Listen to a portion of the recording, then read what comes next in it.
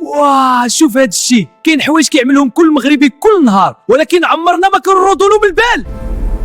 واه بلاتي، اول حاجه كيعملها المغربي ملي كيفيق من النعاس ماشي ينوض يغسل وجهه وماشي يفطر، كيشبر التليفون ويشوف واش شي حد صيفط له ميساج في الواتساب ولا يشوف الفيسبوك. المغاربه كاملين كيرجعوا مدربين ديال الكره، كيتفرج غير في التلفزه في القهوه ولكن كيعيط علاش ما عملتيش تبديل، دخل اللاعب الاخر بحال زعما المدرب غادي يسمعو.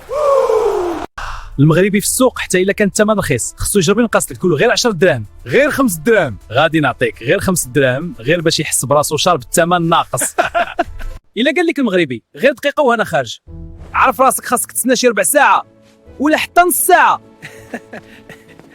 وقبل ما ينعس المغربي كيقول ارا نعمل شي طليله على الفيسبوك نشوف شنو فيه، ومن بعد كدوز ساعه ومن بعد يقول والله يا ربي غدا خاصني نوض بكري. دابا قولي لي الصراحه، شنو هي الحاجه من هادو اللي كتعملوها نتوما؟ يلا خلي الجواب ديالك في التعليقات وما تنساوش المتابعه ديال الصفحه باش تبقاو توصلوا ديما بالجديد.